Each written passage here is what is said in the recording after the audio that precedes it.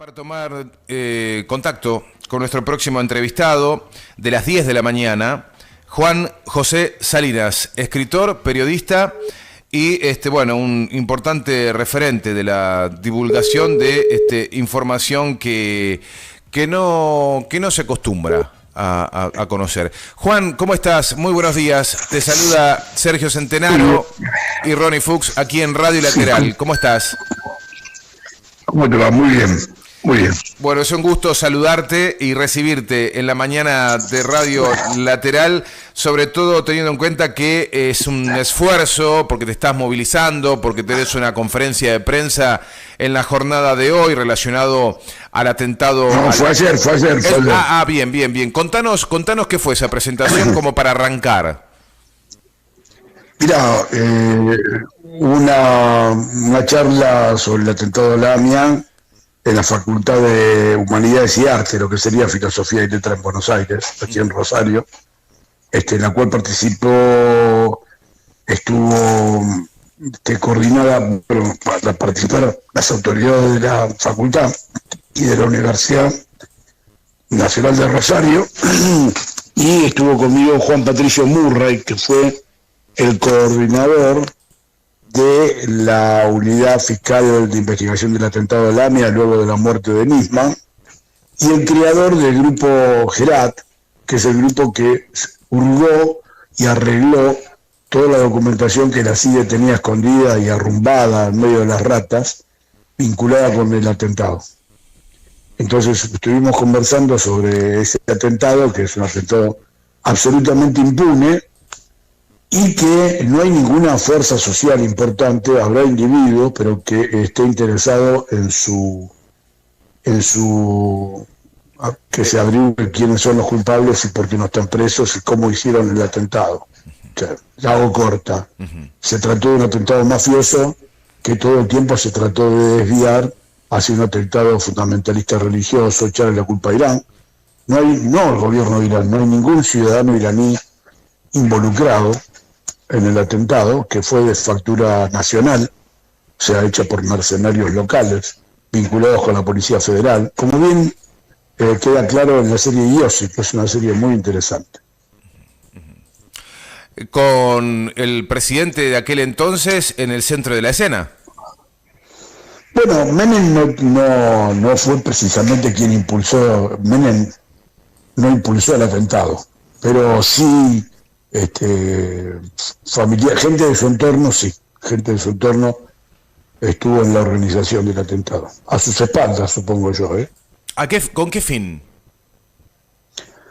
El fin es, fueron atentados mafiosos, el de la Embajada de Israel, que es más fácil que la tabla del 2, por eso persiste cerrado bajo 7 llaves en manos de la Corte Suprema, e incluso Lorenzetti, cuando era presidente, dijo que era cosa juzgada, cosa que no es verdad. O sea, mintió directamente. ¿Por qué? Porque si uno lo viera como es la mecánica del atentado, en el caso de la embajada es facilísimo de ver. En ninguno de los dos hubo cochebombas. Esto está clarísimo para quienes investigamos de buena leche. Y los dos fueron cometidos por gente, ya te digo, vinculada con la Policía Federal. Esto no quiere decir que el jefe de la Policía Federal en ambos atentados tuviera nada que ver, tampoco. Es como el caso de Menem. Había unas bandas procedentes de la dictadura dentro de la Federal que tenían bastante autonomía, y el jefe, que era el comisario Jorge Luis Pácero, en las dos oportunidades dijo una gran verdad, que las bombas habían estado dentro de los edificios y no afuera. En el caso de la AMIA hubo 2 bombas, pero la principal estuvo adentro del edificio. En el caso de la embajada hubo una sola y estuvo adentro del edificio. ¿Y nunca hubo una pista siria o una famosa pista iraní? ¿Nunca existió eso? Bueno, hubo una pista siria, sí, porque lo que pasa es que en el primer atentado, en la embajada de Israel, estuvo claro que había involucrados sirios y sobre todo argentinos de origen sirio. Pero esa pista se dejó de lado, primero porque involucraba al gobierno argentino, y en segundo lugar porque cuando apenas asumió el primer ministro Rabin en Israel, Rabin tenía pensado, así como había dejado que Arafat saliera de su exilio tunecino y se instalara en la Muqtada, en Cisjordania, y eso le había provocado un enojo grande de parte de los servicios secretos de Israel que estaban en Cisjordania hasta ese momento y que fueron reemplazados por una policía palestina entrenada, por cierto, por la CIA norteamericana. De la misma manera, Rabin quería llegar a un acuerdo de paz con Siria, con el entonces presidente Hafez el-Assad, el padre del actual presidente de Siria. Y ese acuerdo era devolverle a Siria la meseta de Golán, las alturas del Golán, a cambio de que Siria se comprometiera formalmente ante el Consejo de Seguridad de las Naciones Unidas a nunca atacar desde esas alturas a Israel. Pero esto también provocaba un enojo muy grande en parte de los servicios de inteligencia de Israel, en sectores de el Shabak o Shin Bet, que es la contrainteligencia. El Mossad de la inteligencia, y la contrainteligencia, la que actúa en los territorios ocupados, es el Shin Bet o Shabak. Y esta gente estaba muy enojada porque iba a perder también el control de la meseta del Golán dejándosela a la policía siria. Entonces, lo terminaron matando a Rabin, ¿no? Estos fueron los dos motivos por los cuales ya de movida hubo un acuerdo entre Israel, Argentina y Estados Unidos, que estaba al tanto de todo esto, me refiero a los servicios secretos de Estados Unidos, ¿no? De echarle la culpa a Irán en lugar de echarle la culpa a ningún sirio, ni hijo de sirios, ni pariente de sirios. Esa fue una parte del encubrimiento. La segunda parte del encubrimiento fue reemplazar a la Policía Federal por la Policía de la Provincia de Buenos Aires, que no tenía nada que ver con el atentado. Es de pura lógica. Ustedes imagínense que los cuerpos armados son territoriales. Si la policía de Misiones se le ocurre hacer un atentado o un ataque en Corrientes, es muy probablemente que la policía de Corrientes, que está al lado, los descubra. Porque cada fuerza policial, que son bastante mafiosas, como todos sabemos, son territoriales. Uno no puede, la Policía Federal no puede hacer un atentado a La Plata, donde está el cuartel general de la policía de la provincia, porque es muy probablemente que lo descubran. En cambio, si participan policías federales, como en el caso de estos dos atentados, estos policías federales se escapan, no están en el momento del atentado, porque las guardias en los dos lados fueron desalojadas. Cuando explotan las bombas, no hay policías en la puerta, aunque lo sabía minutos antes. Porque claro, no puede morir policía porque entonces ya se despudre, no sirve el asunto, ¿no? La impunidad puede lograrse si no hay muertos de las propias filas. Bueno, entonces el encubrimiento fue un cuchillo que se le cambia primero el mango, o sea, se reemplaza a Siria por Irán, y luego, a través de trabajosas tratativas que llevó adelante sobre todo Carlos Corach, que era la eminencia gris del gobierno de Menem, luego intento de reemplazar de poner en el medio a muchachos hijos de libaneses paraguayos que cultivaban marihuana y transformarlos en agentes de Hezbollah, que no fructificó, y otros intentos por el estilo, se logró con la causa de la brigada meter preso a un grupo de policías bonaerenses, encabezado por el comisario Juan José Rivelli, que estuvieron largos años presos y que no tenían absolutamente nada que ver con el atentado. Por supuesto que habían cometido una serie de delitos, pero ninguno tenía que ver con los atentados. ¿Cómo era esto? Le cambiás el mango, le cambiás la hoja, el cuchillo, pero dejás en el medio un remache. ¿Quién era el remache? Era Carlos Alberto Tejeldín, que era el culpable perfecto, porque su papá era un depravado comisario de la policía bonaerense, torturador, y antijudío, y con un apellido árabe, y él mismo, Carlos Tejeldín, había infligido prácticamente todo el Código Penal, salvo de homicidio. Entonces, era fácil echarle la culpa. Yo creo que incluso el plan original era matarlo a Tejeldín, así como se mató a Lee Harvey Oswald en el caso de Kennedy. Lo que pasa es que se les escapó, y esto complicó toda la situación. El tema, entonces, además Tricildín, cosa que la gente ignora profundamente, como estaba preso, no estaba preso por el tema AMIA, sino por delitos menores, lo mantenían preso hasta lograr, como lograron pagándole $400.000, por cierto, de los fondos reservados de la CIDE, hasta lograr que Tricildín acusara falsamente a este grupo de policías bonaerenses de desviar las cosas. O sea que se fingió que el atentado, que reemplazando a este cuchillo, el mango y la hoja, seguía siendo el mismo cuchillo, lo cual es un absurdo. La clave de todo el encubrimiento es que ninguno de los dos atentados hubo coche bomba. Entonces, y se logró que mucha gente, incluso familiares de los muertos, abonaran siguieran abonando la supuesta existencia de coche bomba, lo cual impide la investigación, porque si uno se empeña en una pista falsa, jamás va a llegar a los culpables. Y de hecho, todos los culpables de poner las bombas en los dos atentados han sido impunes, supongo que muchos habrán muerto por el paso del tiempo, y los que estábamos, incluso periodistas que normalmente son probos, son periodistas buenos, han comulgado, han seguido defendiendo el tema de la camioneta bomba por un lado por pereza y después por conveniencia. Por ejemplo, si un periodista es miembro a su vez de una institución judía importante, el hecho de tirar abajo la camioneta bomba, la hipótesis de las camionetas, lo va a malenquistar y hacerlo enfrentar a toda la cole, porque el sionismo ha sido uno de los principales encubridores. ¿Por qué? Bueno, porque los dos atentados tienen que ver con tráficos ilícitos de drogas, de armas y de drogas en ese orden, y que en el lavado del dinero producto de estos ilícitos alguien se lo quedó, o sea, no se terminó el circuito. ¿Cómo era el circuito? Bueno, se lavaba, por ejemplo, el tráfico de armas, se mandaban armas para Bosnia y para Croacia. Bosnia es un estado mediterráneo, algunas de las armas, todas las armas desembarcaban en Croacia, algunas de las que iban para Bosnia no llegaron, entonces hubo reclamos. ¿Cómo se hace para que te devuelvan el dinero? Es muy difícil.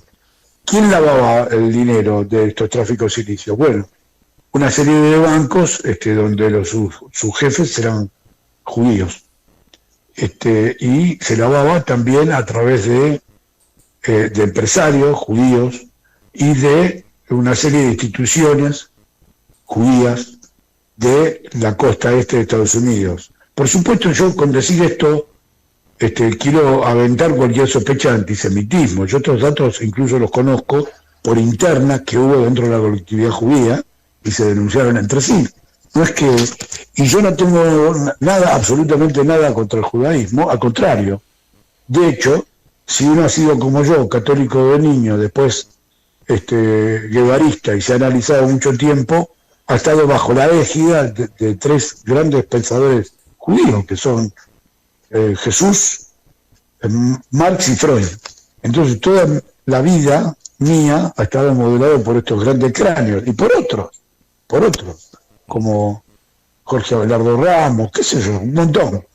Entonces, y no tengo absolutamente nada. Yo estoy en contra del sionismo, del Estado racista y de la persecución al pueblo palestino, que lo que está pasando en Palestina es horroroso. Hubo una invasión hace poco, un par de semanas, a Jenin, en Cisjordania, mataron 8 personas, hirieron otras 4.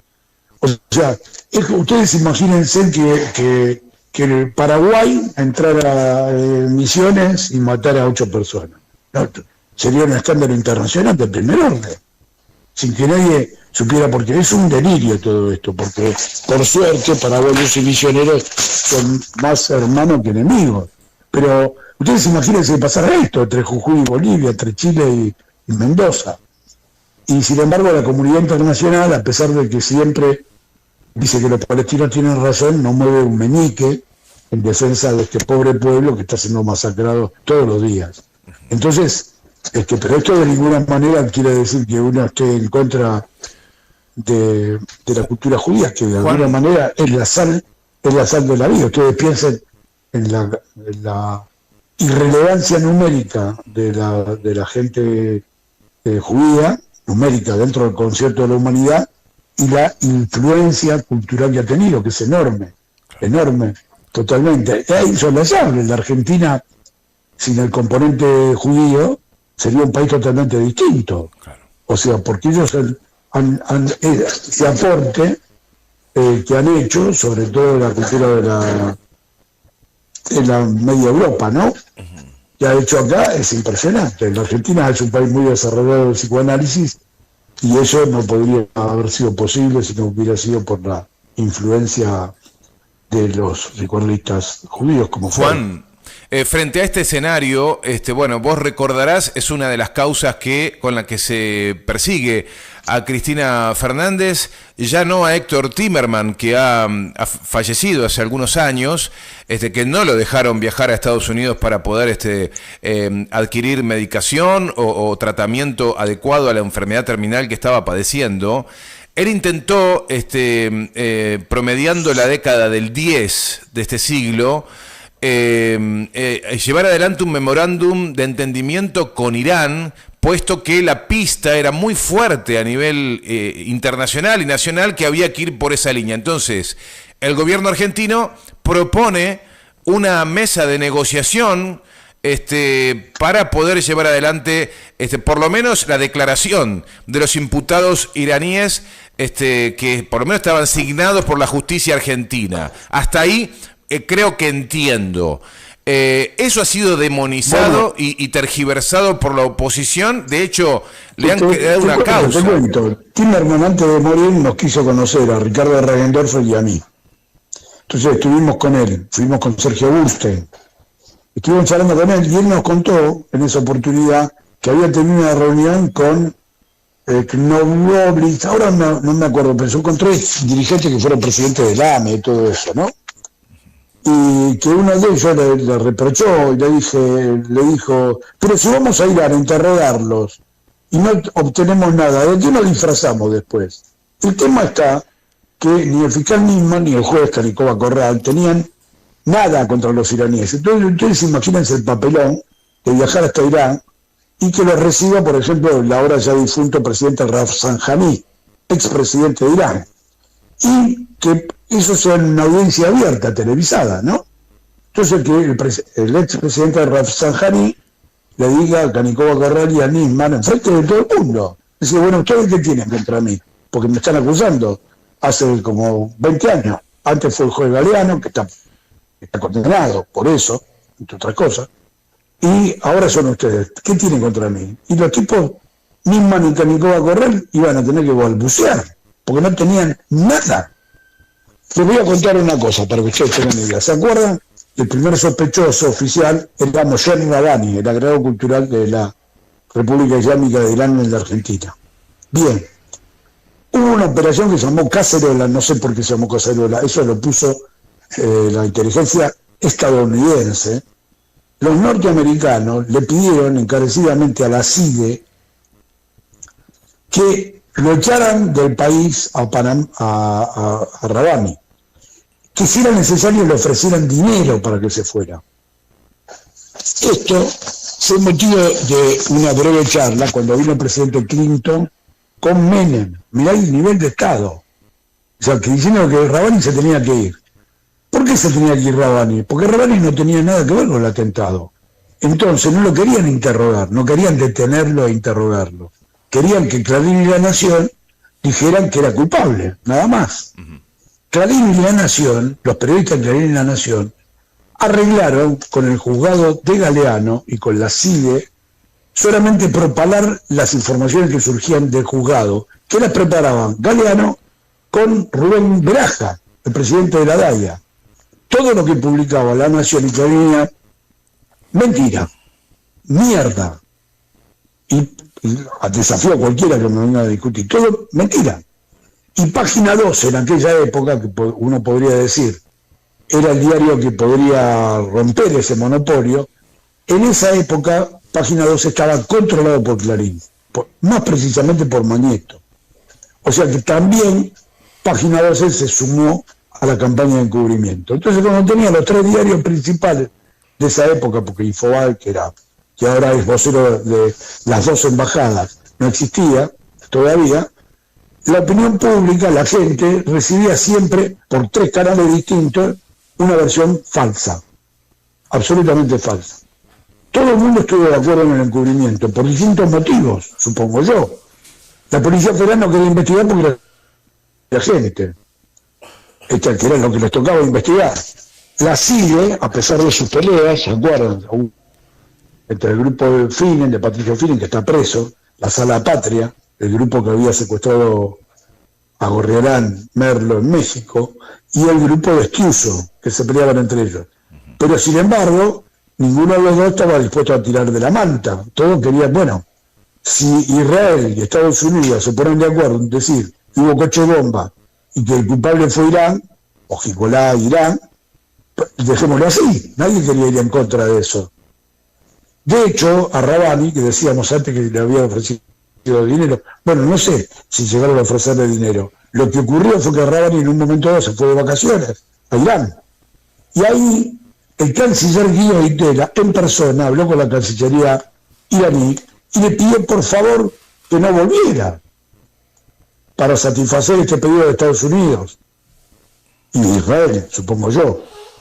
Esto es tan importante porque ayer Juan Patricio Murray recordó que él, estando al frente de este grupo de búsqueda de la documentación, GERAD, y rescate de la documentación escondida y tirada en medio de las ratas por la CIDE sobre los atentados, encontró que había no solo la transcripción, sino los audios de entrevistas, que el segundo de la CIDE, el primero era Hugo Anzorregui, el segundo era Anchésar, un almirante. El almirante Anchésar y otras personas se entrevistaban con el embajador iraní y con Rabani, y de esas charlas queda clarísimo que la CIDE, Anchésar, descontaba que Irán tuviera algo que ver con los atentados. Es más, en algún momento propone que la CIDE y el Servicio de Inteligencia iraní, Berak, actuaran de conjunto para prevenir otros atentados. Todo esto le es retaseado y no se le informa al público por ninguno de los diarios. No se le informa. Lo de la operación Cacerola lo pueden ver si lo buscan poniendo en mi blog Pájaro Rojo, Salinas pongan, así entran derecho a Pájaro Rojo, y pongan, entre comillas, Operación Cacerola. Y ahí que va a salir. Pero ningún diario grande lo informó. ¿Y qué le hubieras recomendado a Timmerman, Juan? Si él, creo que te busca para conversar ya cuando estaban tirados los dados, ¿no? Si se hubiera anticipado... Estaba tirado en la cama. Claro, Sí, a ver, quiero no. decir, si hubiera sido anterior a que ingrese al Parlamento argentino la aprobación para iniciar el memorándum de entendimiento, ¿qué le hubieras recomendado vos al canciller argentino? Lo que pasa es que ahí hubo un error, pero, a ver, viste que hay errores que a uno de todas maneras le provocan amor, quiero decir, sentimientos buenos. Me explico. Cristina Fernández de Kirchner no midió bien las fuerzas contra las cuales se enfrentaba. Y el canciller Timmermans tampoco. O sea, ¿en qué sentido? Se enojaron, ¿te acordás cuando le habían reprochado que el gobierno no hacía nada por el tema AMIA? En el Congreso. Sí. Que le pusieron carteles. Cristina montó en cólera, se enojó mucho y dijo, nosotros no somos los que encubrimos, vamos a hacer una cosa. ¿Quieren ir allá? Vamos a Irán a sacarnos la espina de si los iraníes tuvieron que ver o no. Y claro, y es lo que te decía antes, lo que le dijeron a Timmermans los dirigentes de la COLE. Le dijeron, no podemos ir. Y si vamos, si no tenemos nada para acusarnos, ¿de qué nos disfrazamos? O sea, es lo de siempre, que Rabani se tenía que ir para seguir echándole la culpa. No lo tenían que interrogar, porque si lo interrogaba, vos sabés lo que me dijeron a mí funcionarios de la Embajada de Irán, después de publicar, yo publiqué 2 libros sobre esto, uno que se llamó Caso Nisman, Secretos Inconfesables, que lo publiqué en Punto de Encuentro, y donde ahí me refiero mucho al atentado a la Embajada de Israel, y el último libro se llama La Infamia, y ese lo publiqué con Corigüe.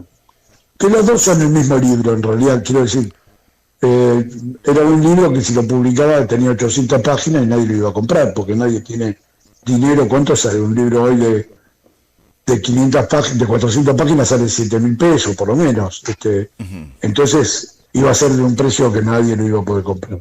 Entonces lo partí en dos el libro.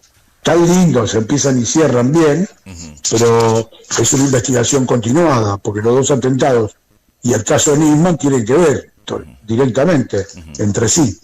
Entonces, te decía,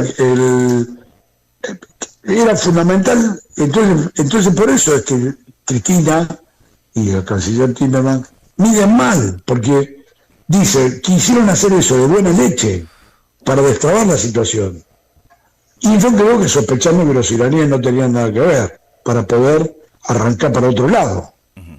Claro, y ahí se toparon con, imagínate, con el Estado de Israel, con Estados Unidos, con la policía, nadie quiere investigar. A ver si nos entendemos, nadie, todo el mundo está de acuerdo. Hay un dirigente de la colectividad judía que le dijo a un cómico que le preguntó por qué no se avanzaba en la investigación, te estoy hablando del año 97, 98, ¿no? Y el dirigente le dijo la verdad, le dijo, mirá, porque es mucho más costoso averiguar la verdad que no averiguarla. Entonces, a mí también, un dirigente que era de la área que se llamaba Cuquier, en un momento dado me dijo algo muy parecido. Me dijo, no podemos saber, el tipo estaba caliente, porque el tipo se nota que se sentía muy mal de no avanzar, ¿no? Me dice, no podemos avanzar, porque hay muchas razones para no avanzar. Él decía contra los sirios era en ese momento, ¿no? Pero en realidad eran sirios argentinos eran. Con todo, digo esto y que nadie piense que tengo alguna animadversión contra Siria, que es un país que ha derrotado su gobierno, ha derrotado un intento espantoso de acabar con el laicismo árabe, porque el gobierno sirio, si bien es un país de mayoría musulmana, el gobierno sirio es laico. No es un gobierno confesional. Y esto es lo que se quiso acabar con esto, porque Juan, tengan en cuenta que el fanatismo musulmán fue muy inventado después de la ocupación de Irak, fue muy fomentado por los servicios de inteligencia occidentales. Juan, para continuar y culminar la entrevista, quería pasar a una breve pregunta como para cerrar este tema y que nos puedas hablar ya en el cierre de lo que ha sido el libro que has podido terminar. Entiendo que en acompañamiento con el Archivo General de la Nación. Ahora me vas a contar ese contexto relacionado al derrocamiento del general Perón. Es un libro del que sos coautor. Me gustaría que cierres la nota hablándonos de eso. Pero para finalizar el tema que nos estás desarrollando en profundidad, debo reconocer que me cuesta seguir el hilo porque es muy profundo y porque hay nombres claves que si uno no los viene masticando, empieza a hacer pie en el aire. Es complejo, sí, es un tema complejo. Es un mamotreto la causa contra el memorándum de entendimiento con Irán que le está infligiendo un sector de la justicia argentina contra Cristina Fernández. Esa es la pregunta. Y después nos vamos al desarrollo del libro que acabas de finalizar. Sí, muy corto, ¿no? Se cayó 2 veces ya la causa con el memorándum. La tratan de mantener, es un muerto que lo tratan de mantener con vida, es como Nisman. Nisman se suicidó, pero cada tanto lo resucitan con algún pretexto, ¿no? O sea, es un Frankenstein, es un cadáver que lo hacen vivir y asesinar una y otra vez. No lo asesinó nadie, se mató. Pero en el caso del memorándum es lo mismo, ¿sabes? Es una causa que está muerta, no hay nada contra Cristina. ¿Qué le pueden...? Pero es de sentido común, ustedes piensan, es una ley que pasó por las 2 cámaras del Congreso y que Irán no la aprobó el Parlamento, o sea que no tuvo ni principio de ejecución, pero además, ¿cómo va a ser delito? Si el delito es un delito que cometieron todos los que la votaron, los diputados y senadores. Es de sentido común esto que digo. O sea, es un espantapájaros, es algo para la girada, como se dice, para mantener la girada. Con respecto al libro que acabo de terminar, no es un libro de autor, es una investigación que hizo el Archivo Nacional de la Memoria, en las épocas de que era secretario de Derechos Humanos Eduardo Luis Duhalde y presidente del archivo Ramón Torremolina. Y que después, por diversos motivos, uno de ellos es que por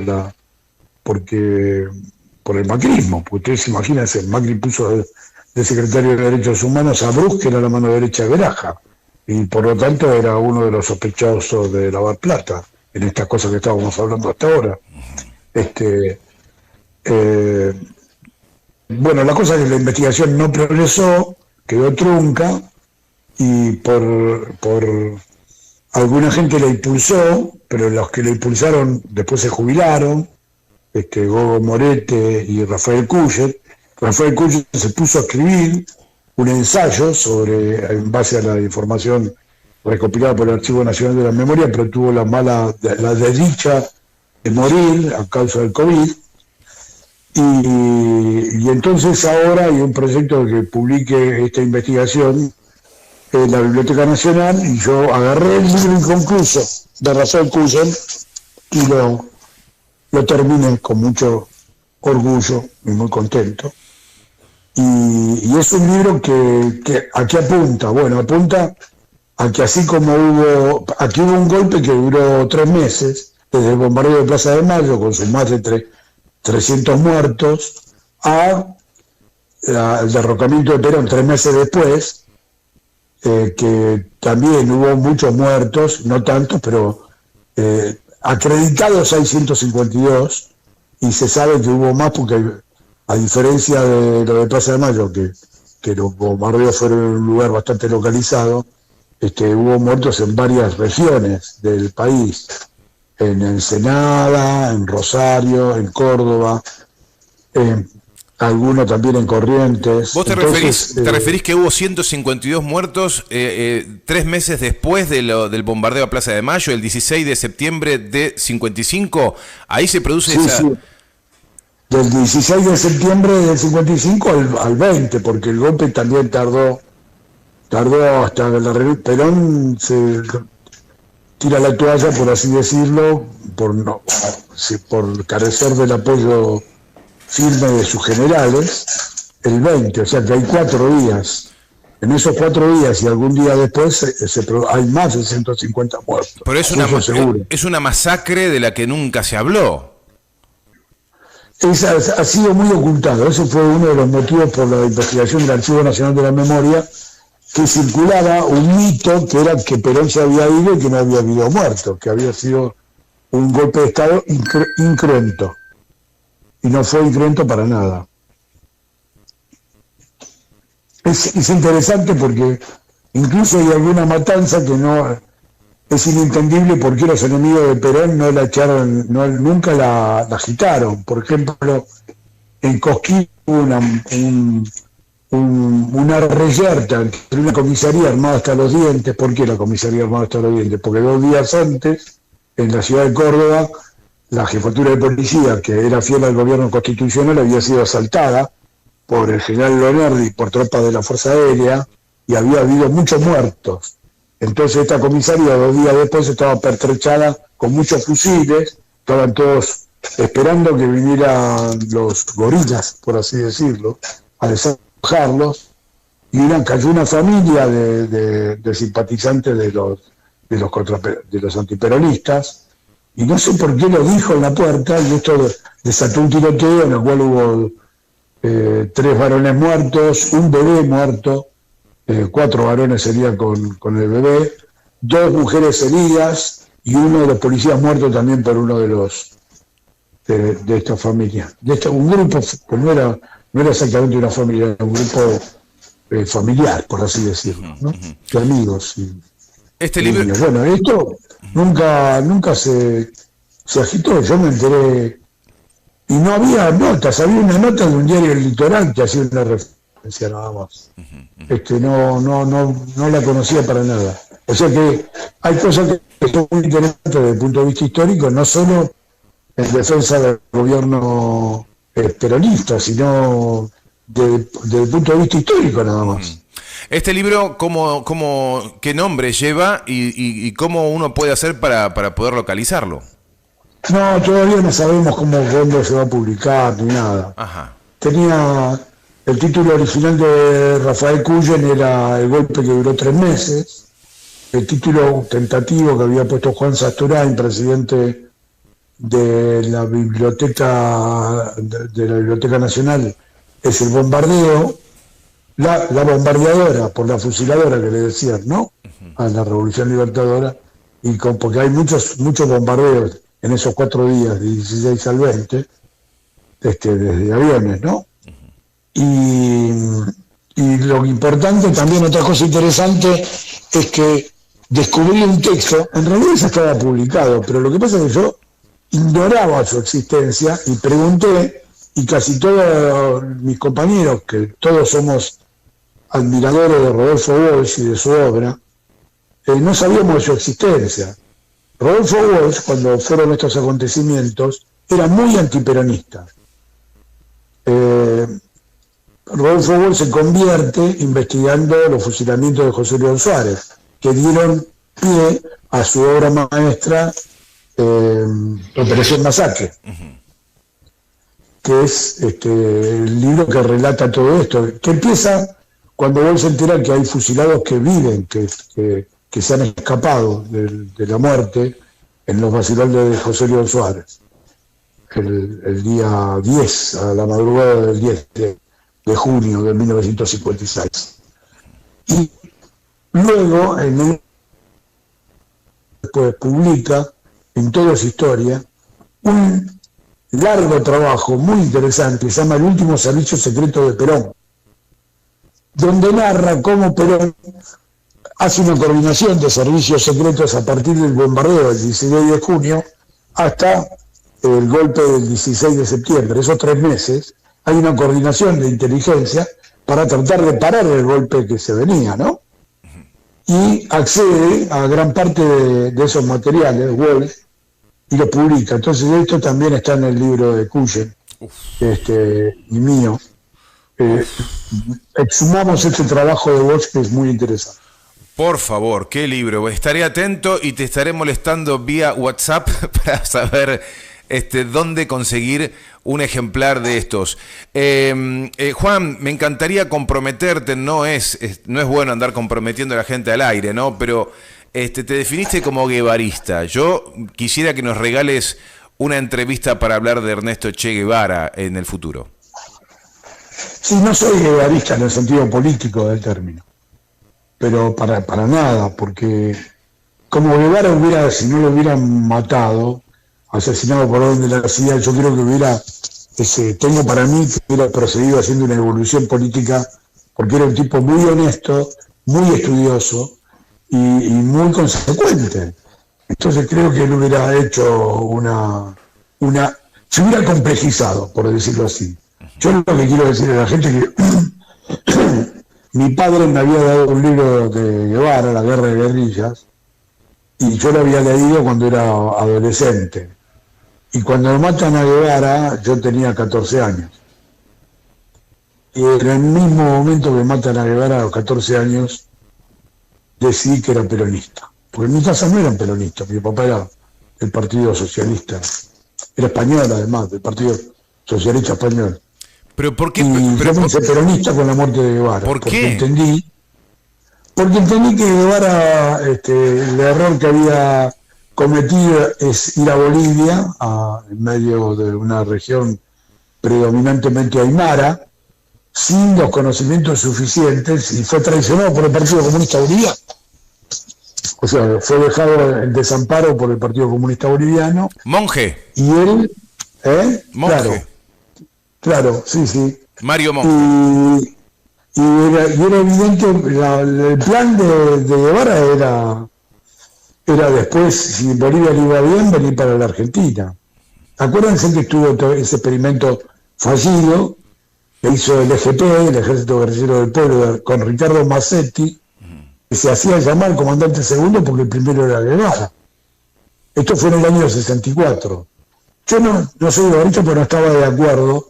El propio Guevara había dicho en alguna oportunidad que mientras había formalidades democráticas y se podía votar, no había que hacer una revolución. Pero Perón llegó a decir, se fue uno de los mejores nuestros. Perón lo metió dentro del redil. Claro, porque Perón también decía que todos eran peronistas, ¿no? Que había radicales, Es muy interesante que le interese la historia de ver las cartas entre Ernesto Guevara y su mamá. Su mamá era muy gorila, él la quería muchísimo a su madre, tenía una relación muy fuerte. La madre era muy ética, pero muy gorila. Y después de que el gobierno de lo de Guatemala, del derrocamiento de Jacobo Arbenz por una de las primeras intervenciones de la CIA en América Latina, estoy hablando creo que del año 54, no me acuerdo cuándo fue, pero durante el gobierno de Perón mandó un avión para rescatar a los argentinos de esa matanza que había, ¿no? En Guatemala. Ese golpe que estaba inspirado por la United Fruit, fue un golpe bananero contra un presidente absolutamente progresista, Jacobo Arbenz. Y a partir de ahí Guevara empieza a tratar de que la madre afloje con el gorilismo, ¿no? Y le dice algo, ahora no me acuerdo literalmente, pero le dice algo así que los argentinos, los morochos argentinos, estaban muy tristes con el derrocamiento de Perón y que habían sido víctimas de un ataque despiadado en Plaza de Mayo y en otros muchos lados. O sea, Guevara tenía una gran sensibilidad por los humillados y ofendidos de la tierra. O sea, la misma sensibilidad que tenía Franfano, por ejemplo. Ese señor antillano, que de habla francesa, que se dedicó a la Revolución Argelina, ¿no? Un psicólogo, que escribió Los Condenados de la Tierra. Esa gente con esas sensibilidades siempre puede evolucionar. Vos tenés en cuenta que la gente que era de derecha y va hacia la izquierda suele ser gente que después no la podés sobornar. Y esto es válido tanto para Rodolfo Walsh como, por ejemplo, en nuestra actualidad, para Amado Boudou. Si hay alguien que le hace bien a la candidatura de Sergio Massa, es Boudou, porque Boudou es una persona, para los que lo conocemos y conocemos su actuación como ministro de Economía, es una persona muy confiable. Bueno, ahí tenés Boudou, ahí tenés el título de esta nota. Juan Salinas, 2 puntos. Si hay alguien que le hace bien a la candidatura de Sergio Massa, es Amado Boudou. Bueno, claro, porque Boudou le arruinó un negocio de 35.000 millones a los bancos y a Mañeto. Yo, antes de que fuera preso la segunda vez, porque se acuerdan que estuvo 2 veces preso, yo le dije claramente a Amado Boudou, le dije, nunca te van a perdonar, nunca te van a perdonar. Es más fácil que pongan un monumento de 8 metros de altura del Che Guevara en la sede de Clarín antes de que a vos te perdonen, porque vos les arruinaste un negocio espectacular, que eran un choreo mayúsculo. Por cierto, a donde quiere volver ahora Patricia Bullrich y toda la derecha, ¿no? Que lo que te decía antes, la gente que va como Walsh, como Amado Boudou, van de derecha a izquierda, por así decirlo, son muy confiables, porque lo hacen de corazón. A Walsh le costó la vida. Y la gente que va al revés, como Patricia Bullrich, son lo peor de lo peor de lo peor. Son gente, porque están todo el día tratando de demostrar que ya no tienen nada que ver con quienes fueron, ¿no?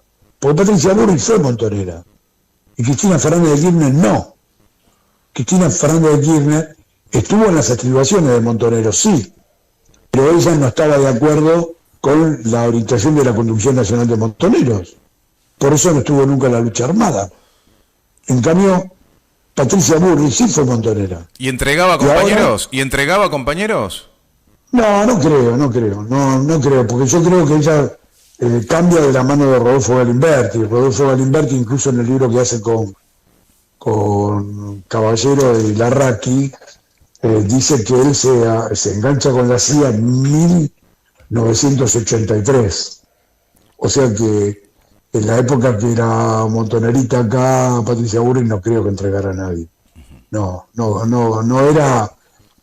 Son las revistas del poder, ¿viste? Es el título del libro de... Un olfato... de Diego Cyril sobre Massa, ¿no? Sí. La revista del poder. Quiero decir, Galimberti quería tener la manija, y si no era por un lado, sería por el otro. Juan, al final, terminaron sincerándose que lo que le interesaba a todos, a los Buxi Born, a él, al Corcho, era que Susana Jiménez ganara mucho dinero y estafando al público. Pero bueno, en eso terminó su lucha, la lucha de toda esta gente. Juan, y ahí, en las estribaciones estaba Patricia Bullrich, siempre estuvo al lado de Galimberti. Sí. Juan, espectacular. Te agradecemos enormemente este contacto. Sabemos que has hecho una pausa en una agenda, te encontrás en Rosario en este momento. Te deseamos un buen regreso a Buenos Aires y agradecerte enormemente estos minutos que nos has brindado. No, cuando quieras estamos en contacto. Un abrazo enorme, ¿eh? Un abrazo, chao, suerte. Hasta luego. Bueno, Juan Salinas, escritor, director del portal pájarorojo.com.ar.